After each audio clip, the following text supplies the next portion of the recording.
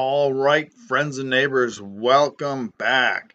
We are moving on to chapter 16, which also means a new part to the study guide and routing. So we're moving up to layer 3. So without further ado, chapter 16, operating Cisco routers. So in this video, we're going to talk about the role and function of routers, and the other section of the exam is going to be network topologies, especially SOHO, or small office, home office. We'll also talk about different kinds of routers and some of the platforms and interfaces. And we'll go over some basic commands too. Of course, we'll do the chapter 16, do I know this already? And then the chapter 17, look ahead. Now, at the very beginning of the chapter, they talk about some of the sort of the foundation topics. Installing Cisco routers. Now, it's pretty straightforward, right? When you think about it, right? You take the router out of the box, you install it in the rack or put it on the shelf wherever it's going to go. You figure out your modules and then you power the thing up. But then you got to work with the interfaces. So we're going to go through a couple of these things, and I'll do a little packet tracer stuff to get us through. Now, the important thing to realize about routers is that they're not switches. Their whole job is to forward packets. And so they look at that IP header and process things there. So they live at layer 3. Now they accept frames and they can generate frames just like a switch does, but they're not interested in MAC addresses or forwarding things based on MAC addresses. They forward things based on IP addresses. Now, the other thing is that routers behave just like another node on your network. So they connect to switches. They use straight through cables just like nodes do. And so their behavior is just sort of fundamentally different than a switch. Now, the other thing about a router is that it can exist on the edge of your network. So a router commonly connects different LAN segments. And today, when you hook up a local area network, right, you're almost always going to be dealing with some form of Ethernet or some form of 802.11. Now, a router connects to those kinds of networks, but a router can also live on the edge of your network. So a lot of routers have an interface that's either installed already or can be installed to connect you to your ISP. So that's some kind of WAN link, and there can be all kinds of different WAN links. I'll show you in Packet Tracer some examples of what you might see and do. Now, to start with, a typical enterprise network, like the one I work on, right, RIT, has its main campus or its main centralized site. And that's where you find most of the gear, most of the equipment, most of the people, and most of the requirements for connectivity and services and things like that. But then there's a whole bunch of branch or satellite locations, and they typically connect back to the main site. But each location can have a collection of PCs and printers and monitoring systems and IoT devices, all kinds of stuff. Now, router connections themselves can be many and varied. Again, typically you're going to be some form of Ethernet, but there's nothing at all that says that you can't run into a router that has some other kind of connection. It might even be some form of Ethernet, but it might be, is it UTP or is it fiber optic cable? So that means that your connections could also be local, right? Or they could be through a cloud somewhere. Now the cloud will be your ISP, and then maybe it's, again, fiber or some kind of serial link. Now, one of the notes that the book makes is that it's not enough to just look at the end of the cable. Make sure that you understand the kind of interface that you're connected to, because there are an awful lot of connections that look the same, right? So you look at it real quick and you say that's an RJ45, but it might be an RJ48. It might even be telephone cable connected in there, or even a T1 cable. So there are lots of things, or lots of protocols, lots of connections that use the same jacks, or they use the same, or use jacks that look the same. All right, let's take a look at some examples in Packet Tracer. Now here is an example of, what might be an enterprise network layout.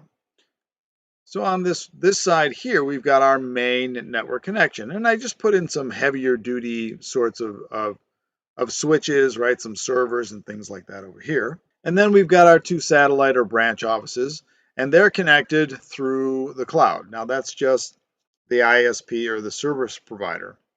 Now, one thing that I did want to show you is that you can see that router number 2 here, this is an Ethernet switch, and we've got an Ethernet switch here, Ethernet switch here. So the routers clearly have an Ethernet connection. But in this case, what I also did was install a couple of other modules. So here I did two things. We can see that we've got this module here. And what I installed was an HWIC, or a hardware interface. And then I installed a GBIC, or a gigabit interface. And this one happens to be fiber. And so there were two installations. Now, for this particular model, the router had to be off, so I had to turn it off. And then you install the module itself, and then you insert whatever you're going to use with that particular module. And what that means is that when I go to connect things, right, I have a different set of connections, not just fast Ethernet or gig Ethernet UTP, or unshielded twisted pair, but I also have this fiber optic connection here. Now, I suppose it's also worth pointing out that this router has, a few connections, but nowhere near as many as a switch does. And so that's another thing that often differentiates a router versus a switch. So if I look at the physical interface here, right, there's a lot more interfaces on this particular switch here, right? If we zoom in a little bit, right? So there's a couple, and then these switches over here, these are all about the switch ports, right? And you might get a switch that has 48 ports, 98, 96 ports, whatever it is. Now, before I leave this particular one, I'll just point out that if we take a look at the sheer number of modules here, some of these are other forms of Ethernet connections, right? So I might have an Ethernet module that I put in there, and I might use it with unshielded twisted pair or fiber like I'm doing here. But many of these are serial interfaces. So if you click on any one of these, you can see that this one happens to be a 2-port high-speed serial WAN interface. So it depends on what kind of connectivity you have. So when you bring a router out and you're going to install it, the first thing that you might do, right, is you say, well, I'm going to say, what kind of interfaces do I need? What kind of connections do I have? And then what kind of modules do I need? Therefore, I'll install those, I'll power up the router, and then I'll connect it to all of the interfaces. But then it becomes time to configure it. Well, how do you configure it? Well, you need to connect to the console port. So what almost is always the case when we first get started with a device is that you end up with the need to connect via a console or serial cable. You get a hold of the CLI from there, and then you build your configuration.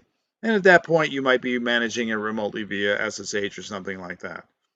So these are just reminders of, sort of the steps that you might go through. All right, let's talk a little bit about router operating systems. A router or a switch or an access point is really a kind of highly specialized computer. So that means it has a CPU, it has RAM, it has ROM, and it has an operating system. In this case, the Cisco operating system that we're used to talking about or used to dealing with is iOS. Now, historically, there was also CatOS, right? So a little different. But the one that we've been using here, and the one, if you're looking through the channel, the other videos, or the OS that you see in the CLI is going to be iOS.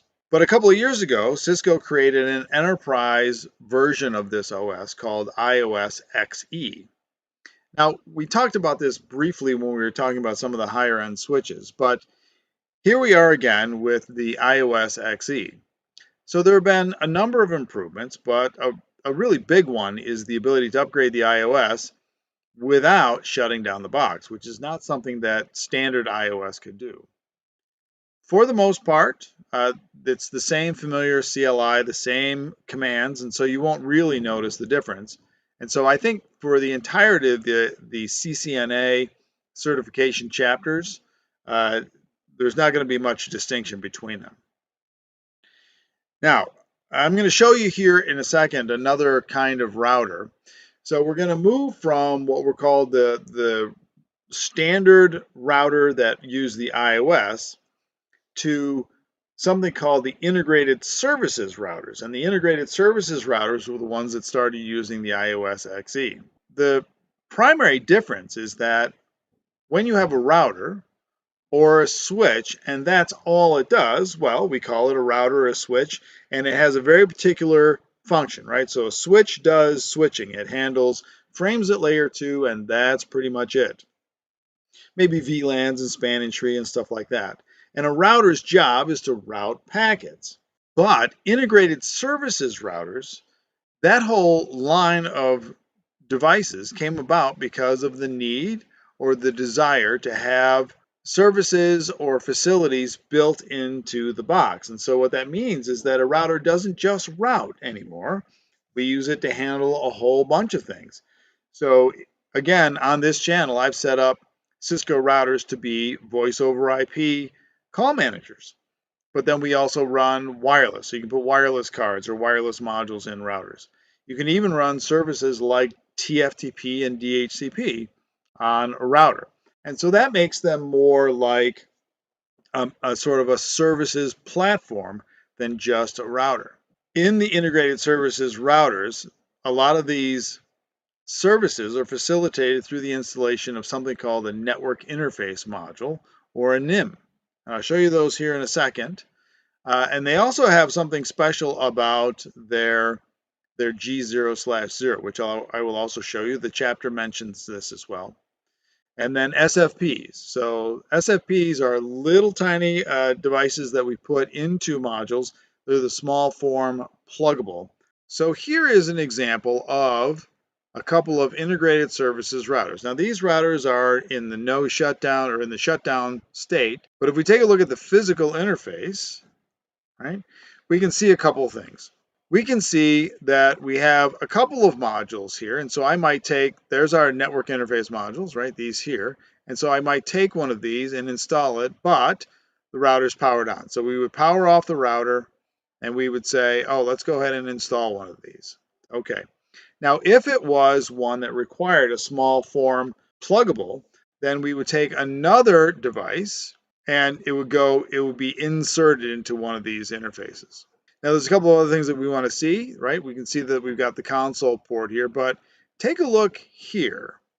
We have gig 0/1 or gigabit Ethernet interface 0/1 and also gigabit Ethernet interface 0/0. But here we have, it looks like it spans 2 locations. And that's because in this particular model, you're supposed to use one or the other for gig 0/0. And so that's what the chapter was actually talking about when you use one or the other, right? So this is the UTP interface or the fiber interface. Now, while I'm here, I'm going to show you something else. All right, so we get to watch it boot. Now we can see while this is booting that this is an integrated services router 4321 right there. If we ask it to tell us about the version of the iOS, we can see right here that this is iOS XE. And we scroll up a little bit to where I issued the command.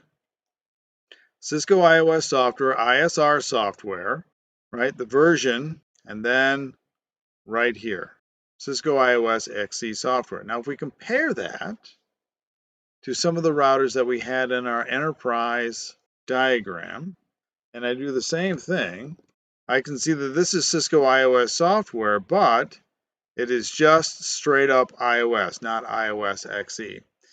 Now, if I'm configuring these two routers, essentially the behavior and the commands that I will issue will be the exact same thing, but they are different kinds of devices. These routers, well, we can do things like policies and all of that on them. They're not designed to be a services platform compared to the integrated services router platform. Now, advancing through some of the families, the Catalyst Edge platform was sort of the next set of models after the integrated services routers. Now, this sort of device has replaced some, but not all, of the ISRs. And the word platform is used. They don't even call it a router anymore. They call it a platform because it emphasizes the idea of services to be provided on the router. still iOS XE. Now, maybe a confusing point is that if you've been doing this long enough, or you've been working with some older switches, you'll find out that they were called Catalyst switches, and if you go back even far enough, they were the Cat OS. So the Catalyst name has been brought forward to include the routers. Now, you don't have to know the families for the exam, but the chapter brings it up, so I thought I'd talk a little bit about it here. Now, just a couple of more words on enterprise versus SOHO. Certainly the Catalyst Edge platform and would be used maybe in the enterprise. Now, enterprise is classified or categorized as being sort of higher end gear, right? So the main site at RIT has the biggest, baddest routers, greater capital expenditures, greater need for performance, and all of that. So, there's a bigger dollar value and sort of a bigger footprint for what those boxes have to do. Now, the SOHO, the small office, home office, those are typically going to be a multifunction device because a lot of times you don't have the IT tech support locally that you would have in the main campus in an enterprise network. So very commonly you'll have one device and it connects back via VPN to the main site. Now, it doesn't necessarily have to be a VPN and it doesn't necessarily have to be a single device, but the idea is that the requirements for performance, certainly the money that you spend on them, and the capabilities of the devices are going to be somewhat less than the enterprise backbone devices. This is getting back to a little bit of what we were talking about earlier, right? You bring a router in, and maybe we'll do this. Maybe we'll go ahead and do this in Packet Tracer so you can see exactly what I mean by that. So we're going to figure out the connections that we need, and then the modules we would console in, and then get a power supply, and then power on the devices. So I'll show you a couple of examples of that. We also want to recall our CLI operations. So we're getting back into CLI, right? We're moving away from all those subnet examples, those sort of pen and paper examples. And we want to remember, privilege versus user exec modes, config mode, global configuration items versus interface items.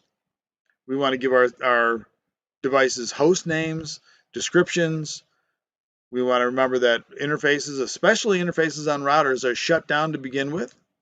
The question mark is our friend, and then navigation via Control-Z and exit. So we'll do a couple of examples of that.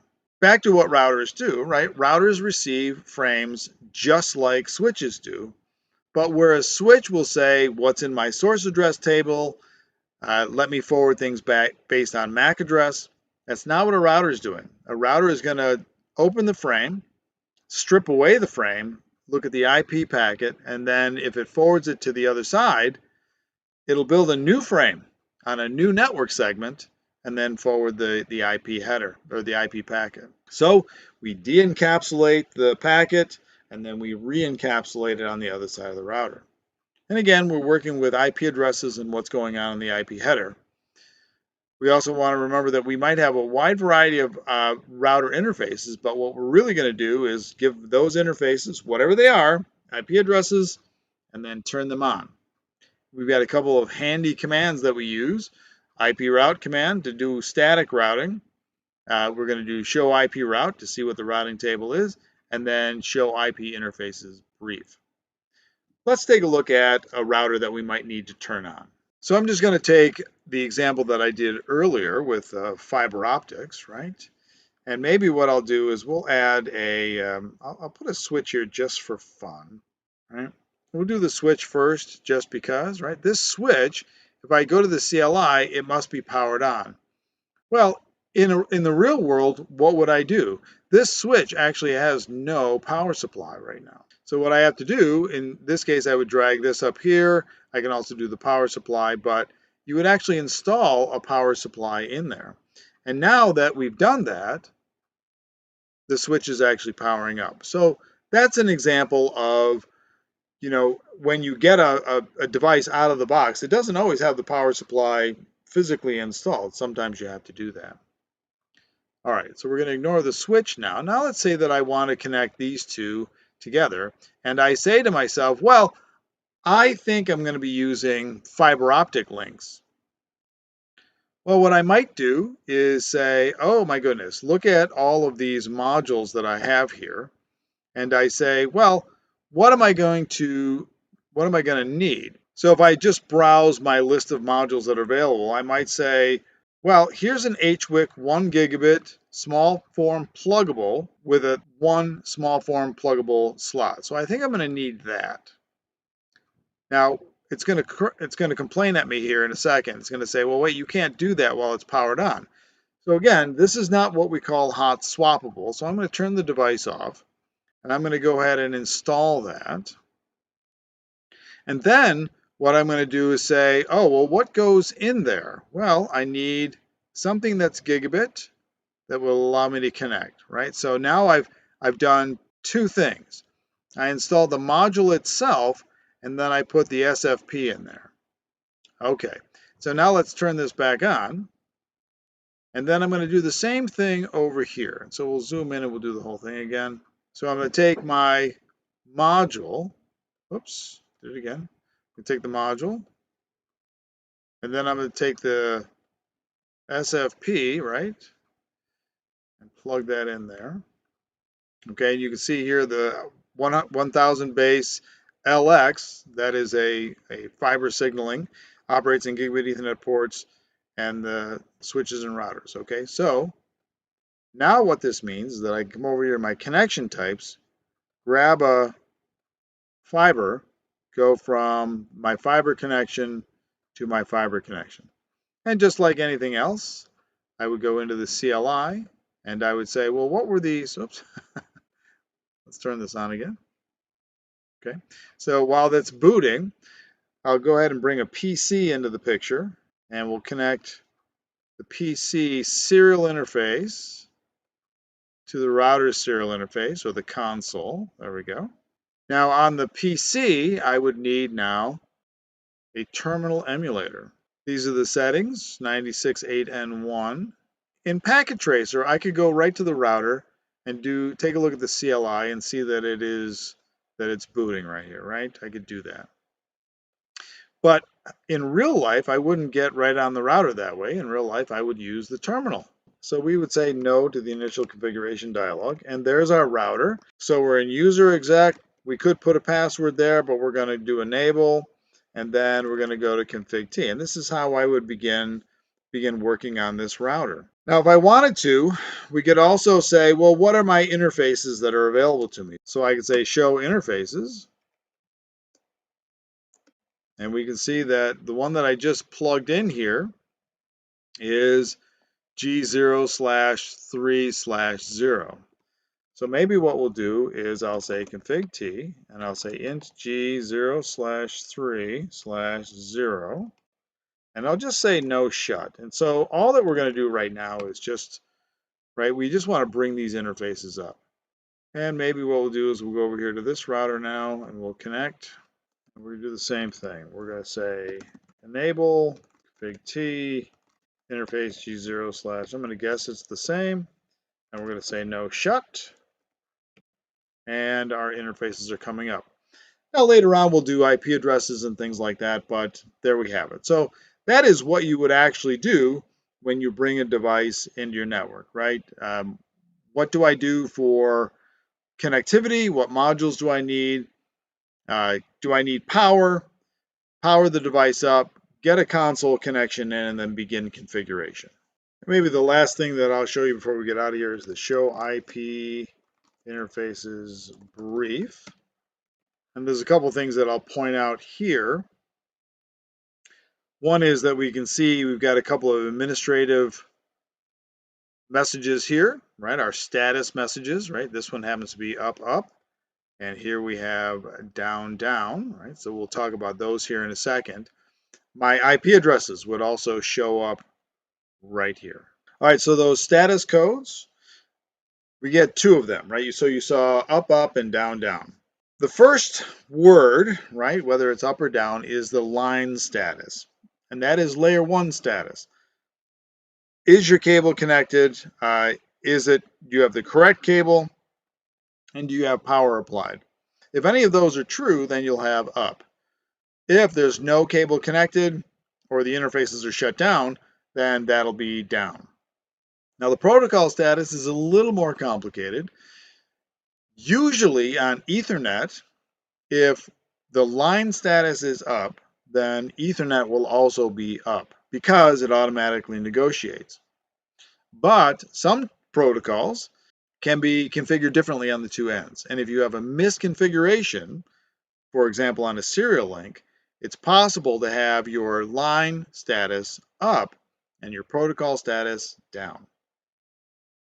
So the common combinations that we see are down, down, up, down, where the interface is there, but the protocol has not been configured, or up, up, which means that, well, we're not only up and the interfaces are okay and the cable's okay, but the protocol agrees on the two ends.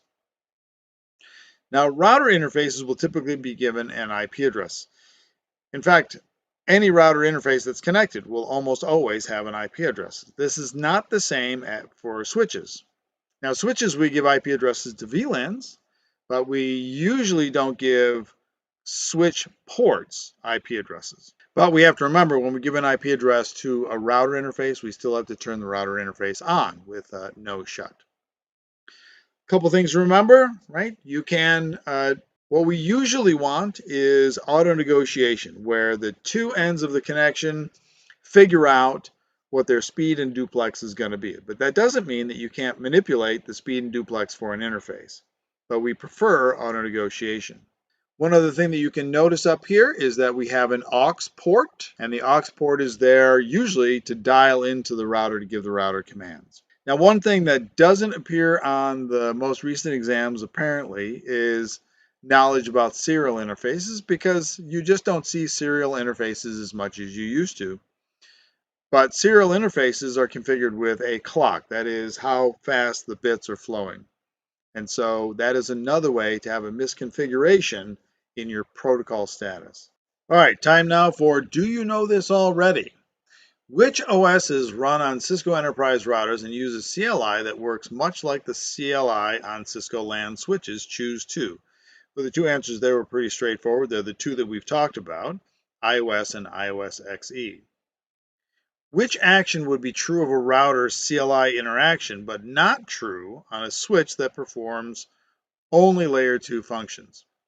Well, as we were just talking, switches don't get IP addresses on interfaces very often. So B. Question number 3, which answers list a task that would help make router interface G0/0 ready to route packets? Choose 2. Well, there's two things that we have to do. We need to give it an IP address and a mask, and no shut the interface. Now, the tricky one on this thing is that one of the answers said give it the IP address and IP mask commands. So that's a little bit tricky. I'll actually show you that here in a second, how to do an IP address and a mask on an interface. And so it's not a separate command, it's all part of one. Question number 4, show IP interface brief on R1 lists interfaces codes of down and down for G0/0. The interface is directly connected to a LAN switch. Which of the following could be true? Now, this is actually a problem. I have a problem with this particular question in the book, because you can get down, down for two answers. So whether the router or switch interface is shut down, you'll get down, down. And I'll show you that here in a second too. But the answer that the book was looking for was B, the switch interface is shut down.